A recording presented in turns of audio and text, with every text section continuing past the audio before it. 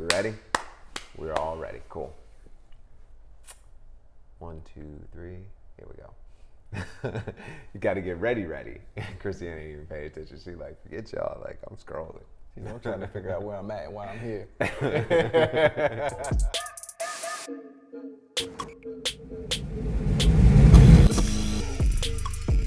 All right, you guys, welcome to another episode of Real Estate Unscripted. I am your host, Matt Hornaday, and we are here with my business partner and co-host, David White. And today we're going to talk to you guys a little bit about being a seller in this shifting market and what the change is over the past couple of years. So sit back, relax, and enjoy the show. All right, so what we're going to jump into today is talking to you guys about what to expect as a seller in this current market. So as we've been seeing, the market is starting to take a little bit of a shift. So we want to remind some of these sellers about what it's like to sell your property when you have to actually do a little bit of work for it. You know? Over the past 2 years, literally all you had to do is have a couple walls and maybe even a roof, and your house is going to be sold for over asking, no questions asked. And a smartphone that takes good pictures. Right? Or no pictures at all. No, just a picture of the outside. Guess what the inside looks like? Yeah. I'll buy it for $1 million. It's crazy. But you know, this is just reminding people, like, in a normal market, that stuff doesn't happen, right? You actually have to do some work on the inside. So what we typically see, or at least what I recommend to some of my clients, just to go over a couple of things, is number one, like the outside. So curb appeal is always important, right? Getting your grass cut. I mean, I've seen some people that didn't think that they ever had to take care of their grass, but that drive up to the home when the buyer first reaches the property is important. It's literally the first view that they're actually going to have the property. And so that curb appeal is always important. Some other things that we've seen, obviously, like cleaning, like simple things that you can do, just cleaning up any like cobwebs or whatever you have on the outside of the house. You don't even have to do a fresh paint job, but just touching some of that stuff up helps, right?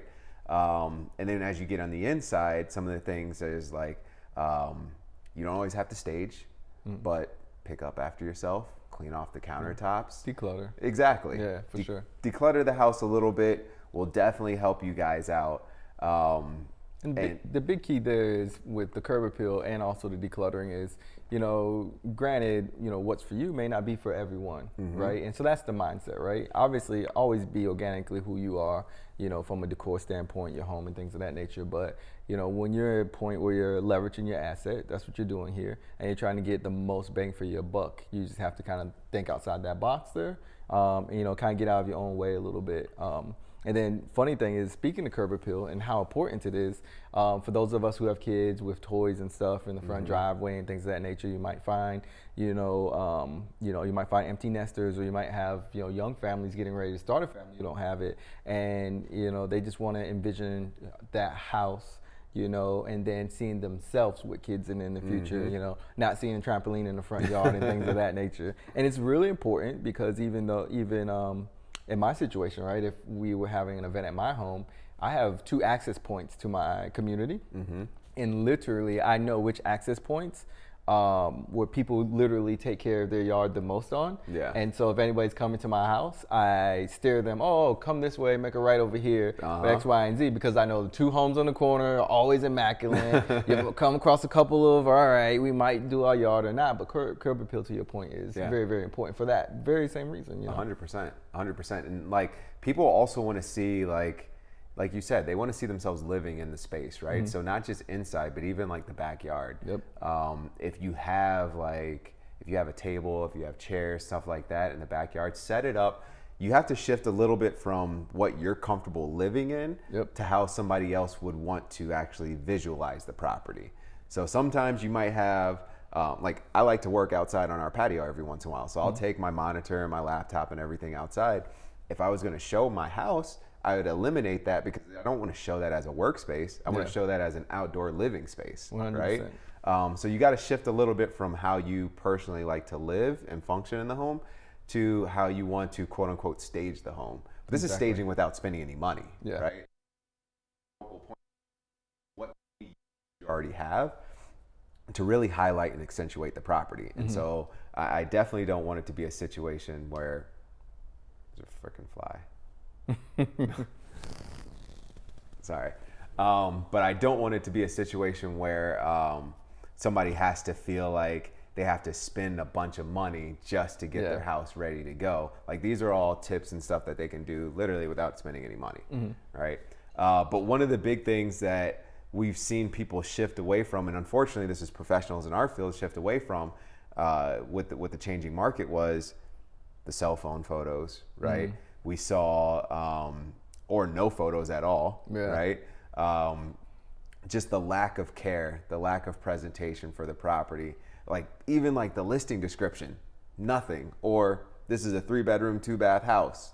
Come see it before it's gone. Yeah. Right? Like, oh, by the way, you got 700 HOA that we're not writing in here. Right? Like, it's been, there was a little bit of a shift away from that. And, you know, if I'm a seller and I'm looking to maximize the value of my home, those are some of the things that you got to look at is, what's the marketing plan for this house, right? 100%. What are we doing from the photos? What are we doing on social media? What are we doing externally to really promote this property so that we can reach the maximum amount of people that we possibly can? Yep. That's key. And people are going to start, well, we're seeing it right now, right? People are making price adjustments on their homes, right? And I feel, I haven't run the statistics to validate it, but I feel that we've seen more price adjustments than we had in the past year, right? And that's going to continue to happen if people don't present their property appropriately, right? Yep. And sometimes it may be the listing price, right? But other times it may be the marketing plan that goes behind it as well. I agree. And so both of those things together really have to be done appropriately. Otherwise, you're going to be in a situation where your property's sitting on the market. Yeah. I would say as well, you know, give yourself a little bit more credit in regards to, you know, how you feel, because it's really important when you're a professional in this space that literally works somewhere between 70 and 90 hours a week, right? You know, dealing with, you know, several, you know, inbound, outbound phone calls, several offers, several listing appointments, you know, meeting buyers in their space, and as many meetings that we have on a weekly basis with lenders and everybody else who has their thumb on the pulse. That feeling, you know, inevitably is, you know, your thumb on the pulse and knowing where this market is going. So I would agree with you 100%. I would say the feel for the last week and a half significantly is it has just, it's the foot is planted in the ground and it is pivoting, right? It is literally pivoting and pivoting really, really hard, which is good, because we have a plethora of buyers who are like, I would love that dream home in Florida for, you know, 3-2 with a pool somewhere between $300,000 to $500,000. And, you know, unfortunately, the market had only produced the $100,000 and the $200,000 homes from 2017 and 2018 were what were valuable from $300,000 to $500,000 in the last 2 years. And so with the recent price drops, and we're still going to have a position, we're still going to be in a point where you have, and just putting ourselves in seller's shoes, right? You know, I just listed my home. I feel like I'm on the tail end of this hot market. So I would say in the next 2 to 4 weeks, you're in this phase of, there are some people that just haven't had enough maybe for appraisal protection, maybe haven't had enough, you know, to compete. Those are the ones that are still like, let me grab a property really fast. So you're on the tail end of that, right? And then after that, your sellers or professional agents will just have realistic conversations with their sellers, which they should have up front. But if not, they'll definitely be having it now and saying, hey, look, you know, we might be priced at, you know, $895, but, you know, realistically, we might have to settle somewhere in 800s or 780, 790, right? And those are the people that, you know, try to, instead of letting the market level set itself, they try to level set for the market and list at 890 and feel like, you know, it's going to go for 900 when realistically it should have been at 785 and probably got 850, 860, 870 for it. I think that's what's happening next in the market. We're as new sellers enter, the hope is that the agent that's representing them are giving them realistic expectations and saying, hey, we are listing this normally at fair market value, and the goal is to get this home sold at the listing price, right? With the best deal and the best terms as possible, and be done with it. If that's the case, then we'll get back into kind of like this equilibrium between sellers and buyers, right? Where it's just a conversation, and, you know, you figure out, you know, how to move through, you know, appraisals and inspections and things of that nature. So we're getting to a point where agents are going and sellers are going to have to actually look at comps again. Yeah. Right? Yeah. Like the past 2 years, it's just been like, I think my property's worth this. Let's go for that. Not even that is, how do you feel? What do you want to be a millionaire today? Right?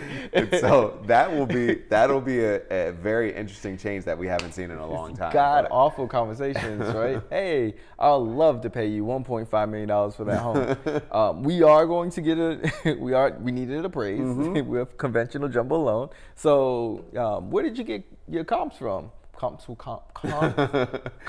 Please explain a comp. What is a comp? What is that? We just felt like this is what it's worth. Right? Lord. Like it's gonna be an interesting shift, and I think we're gonna continue to see these price adjustments happen because there's gonna be that group of sellers that still believe that we're in that previous market. Yeah. And they're gonna keep on saying, oh, well, I should be able to sell it for this because X, Y, Z, whatever it is, right? And if agents continue to say, okay, yeah, we can do that, those properties are going to be sitting on the market for a little while and they're going to have to start taking a price adjustment. And you already know how we think about that. Like a price adjustment, blood in the water. Yeah. Let's go. Exactly.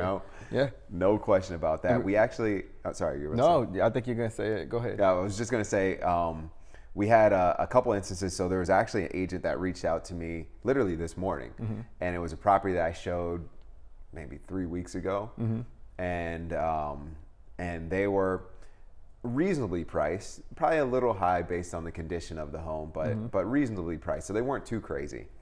It's been 3 weeks and they still haven't sold it, right? And then when I went to go see it, it had already been on the market 2 weeks. Yeah.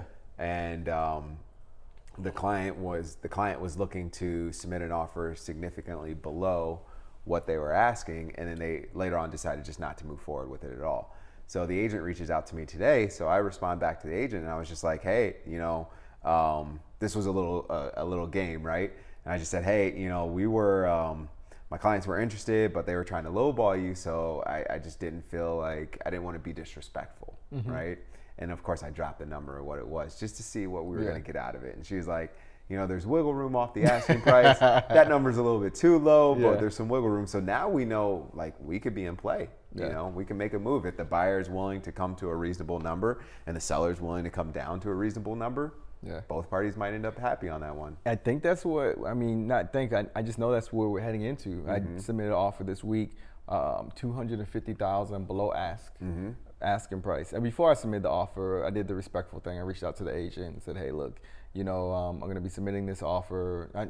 Is it worth submitting this offer, right? This is where we're at. And, like to your point, just kind of drop that in. I don't want to be disrespectful and submit an offer and be like, hey, this is where it's at. Let's have a conversation first. And she's like, oh, her and she said, for me, this felt like, okay, we're in the right spot. But she goes, I'll show the sellers anything, right? So although she's seen the price, that was my goal, to submit the offer.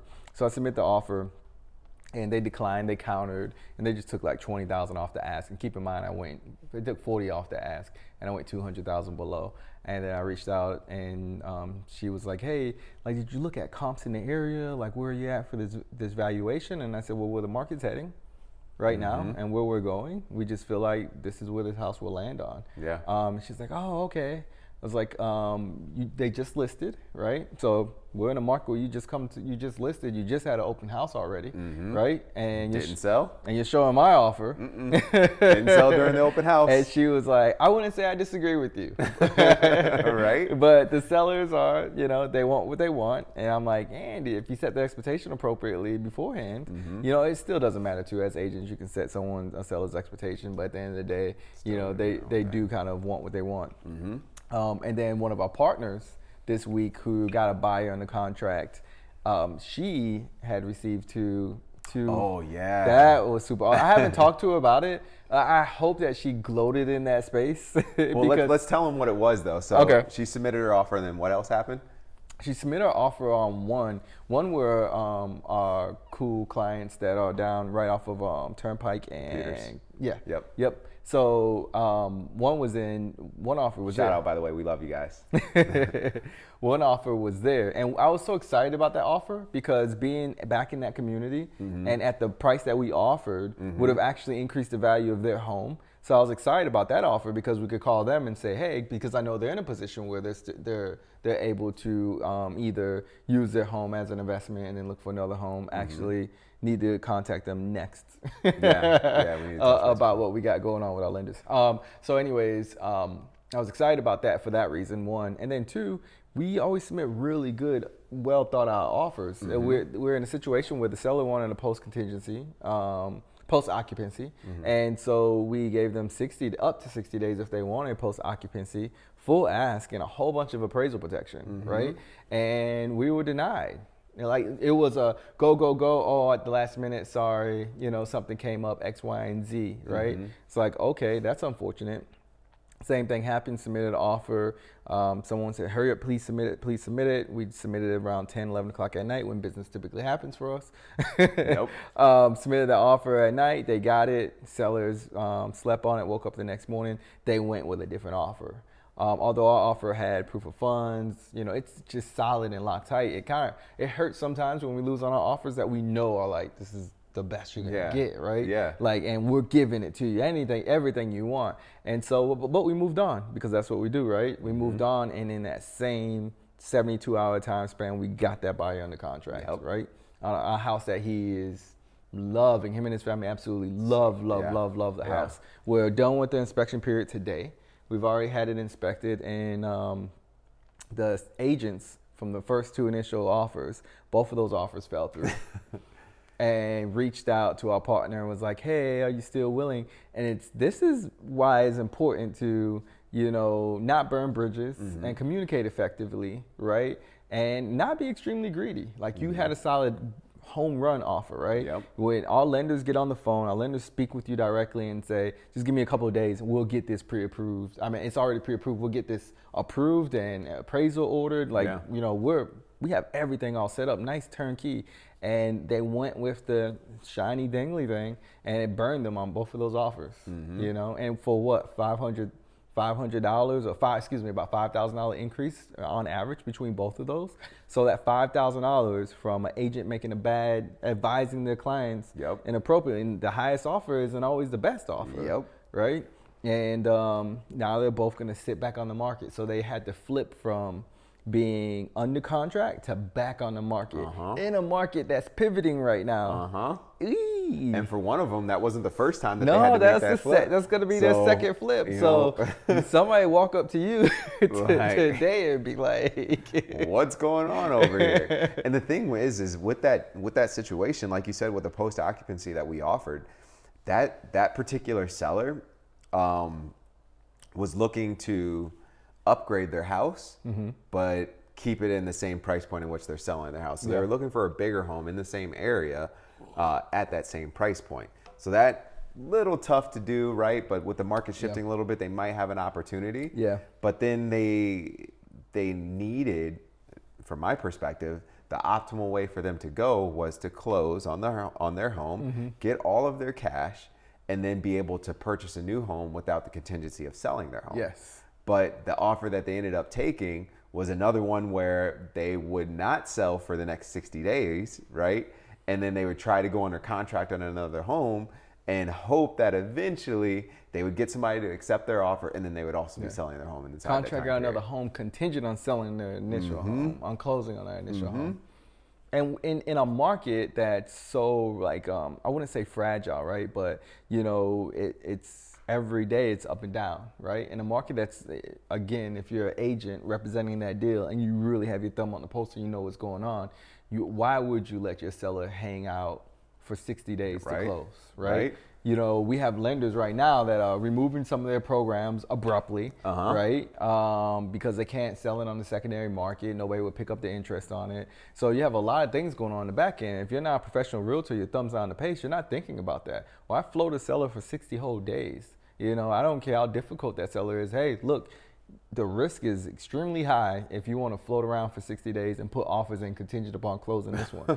Close it, get the cash in your bank. And what we offered was, let's close it all under one lender and get you pre-approved under one lender, because that lender will at least be able to say, hey, I know I'm going to close you, therefore you can submit offers without having a contingency on your particular, or without having a contingency of closing on this one, because I'm going to close on this one. Yeah. It don't get any better than that. That's you true. know, and they said no.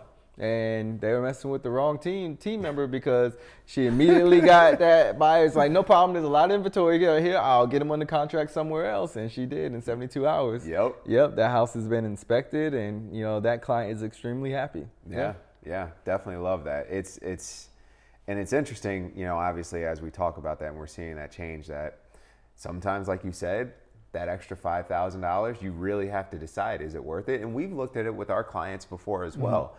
We've seen offers come in at drastically higher prices than some other ones, and we vet it out, right? Because sometimes people can give you that nice shiny object, which is a price point, but you need to make sure that that price point is going to be secured. Right? I agree. And so in that particular situation, which is maybe a little bit different, but in a normal situation, when you have that, like you guys as agents, right?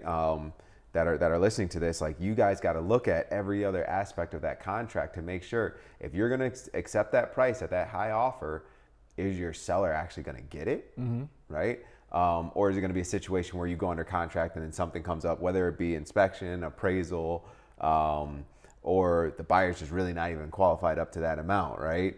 Like, are they going to get approved? So like, again, as agents, what you guys want to do is, one, you're vetting out every single buyer that comes on your listing.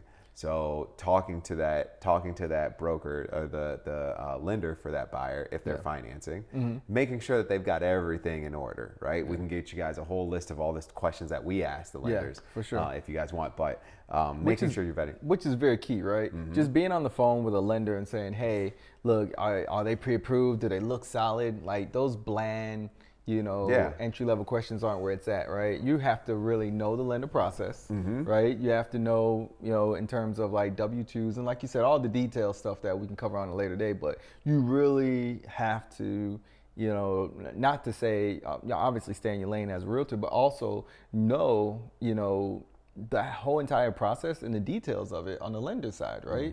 And when you're representing a seller wants you to know all that information. Seller doesn't know that you need to know all that information, right? But those are the deep questions that you ask, because just being in a position where all of a sudden it's not approved and you can't close it's really odd. It means you just haven't done your due diligence along. You haven't asked the right questions. So you have to know the right questions to ask, right? Yep. 100%. And so those are things to think about when you're on the market. But I don't know. It'll be interesting to see how this market continues to shift and what ends up happening with, you know, the sellers and really even like listing agents in this market. They've got to be able to understand and pivot as this market shifts.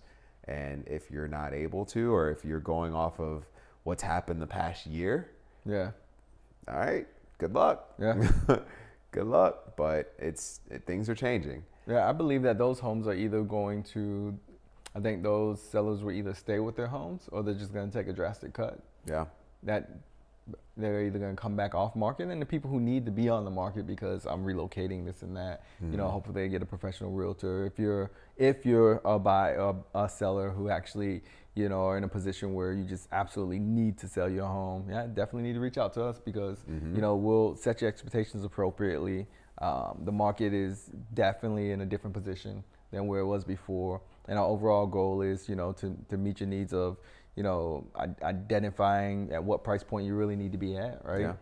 Identifying your turnaround time and how to, you know, prop you up appropriately from a marketing standpoint, from a work ethic standpoint, just to make sure that your home is being sold and represented in the right way. Indeed. And you're not on the market as long as you need to be. So before 7 to 10 days, you're on the market longer than that, you know, something's wrong. Now I believe firmly it's safe to say that, you know, you could be on the market for 30 days because inventory is increasing drastically.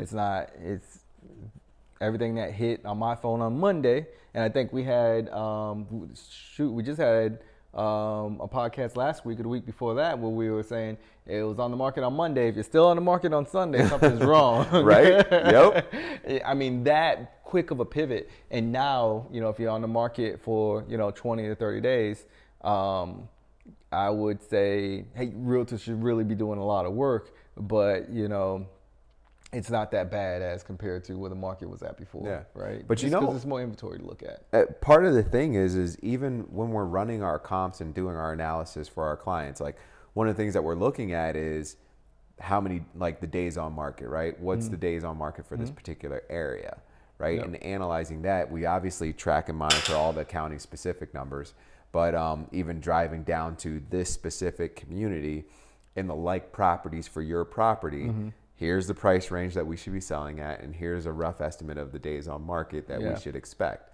And so as you're seeing those adjust, you need to adjust with it. But some people, like, it's just another factor that agents should be looking at and sellers should be looking at as well, so they have that baseline, right? Because there's going to be certain areas where, like, dude, anytime you put a property up, maybe there's nothing available in there. Anytime you put a property up, it's gone that same week, right? No matter what happens with the market, it's gone. But some areas just really sought off after for that. Exactly. But it's definitely something that they'll have to look at as well. But what else do we want to talk about? We want to talk about something else? What could we talk about that would be helpful for everyone today? Where are we at on time? How long have we been going? A little less than 30 minutes. Okay. That's not bad. No. Cool. We want to wrap it up? We can wrap that up. You guys have any questions about real estate? Oh, I asked, and it's not necessarily real estate. It was more about what happened with our apartment. Like why you thought they could just, the leasing office could just kick people out without a reason. Yeah, I don't have an answer for that. I think that's so what happened was, funny enough, our video team, their apartment complex was on the news this week, and it was about this a lady that was, I think she was in her 60s, was getting kicked out, or not necessarily kicked out, but she wasn't being allowed to renew her lease, right? And she had been there, she loved her place, like she uses the gym, she uses all the amenities, all that stuff, and then they gave her a notice. And instead of the normal notice of, hey, the price is going up, you're going to have to pay this to stay, they were just like, we're not renewing you regardless of what's going on. Typically, something like that is that they broke one of the laws inside the community, right? Or maybe they've been fighting back and forth, or maybe she hasn't been paying on time. I don't know what it is. But usually it's that they have not abided by all the rules and regulations of the community, and they've had issues, and then the community is just at that point where they're like, we're done, we don't want to move forward with you. Because usually what you're going to get is, hey, your renewal's coming up, you got 60 days to decide, do you want to pay this new rent rate or not? It sounds like she was an outlier for sure, because we have a mutual service provider that we both went to on Tuesday, and that particular person is not allowed to renew upcoming. And right now, it's like appealing that, right? And it's because of violations with the association. So the association can also, you could be, maybe that particular person that was on the news was the whistleblower of the community, or always just using up all of their time. Whatever it may be, it probably fell in some guidelines of like, this isn't, a good fit for our association moving forward. And they can just give that letter of saying non-renewal, right? They could tell the owner, I'm non-renewing this tenant of yours. Might not have that right to do that. Yeah, they do, unfortunately. Yeah, but... And it's crazy, especially in this market when, like, again, rental rates keep on going up and up and up. Where do they go next? I mean, and I'm assuming at 60, that person is, in a situation where, probably on a fixed income, right? And in this market, guaranteed to see a $300 to $500 increase in a like-for-like apartment, right? For sure, to see that.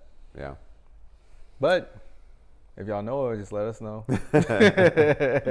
We'll square away. Yeah, we'll get it squared away. We'll find something that'll work. There's always an answer for all of that, right? Not everywhere, you can get a like for like. You just have to, it's all of us kind of go through those moments in life where you're in this season of life and you're accustomed to it, and you have to make that pivot and that change as well, right? And that might be a different location, that might be a different city, that might be, a different type of living, right?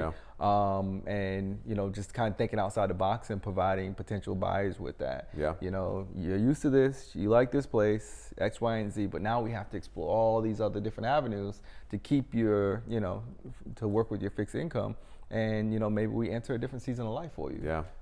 And I think that's how people are adapting to this rental increase. Yeah, you're paying $500. You had beachfront property, and now they want an extra $500 to $700 from you. Maybe we get inlet property, and you're only a 2-minute walk from the beach, right? For the same exact price where you were at. You might have one less bedroom, but it's modern and updated. Right. Yeah, and they have a 360 view now. You know, so like you gotta celebrate the little wins too, and just kind of reset your expectations. I think the first initial thought is like, my norm is going away. Yeah. Right, and then just help guide and work people through getting through that norm. It's gonna change. It's gonna be a new norm, and we'll get you squared away with something else. Yeah, indeed. Cool. You guys got any other questions? Anything else you want to hear? Rafa's out there. So we serve up drinks every time we do one of these episodes. So of course we have ours. We've got our video crew. They have their own as well. And I think they're enjoying themselves a little bit. So that's how we do it. Hey, this is Real Estate Unscripted. There's no rules, no regulations. So you can have a drink and sit back and relax, or sit back and shoot the shit, whatever we want to do. Thanks again, you guys, for enjoying another episode of Real Estate Unscripted. We are so glad that you guys decided to join us today, and we hope to see you guys soon. Peace.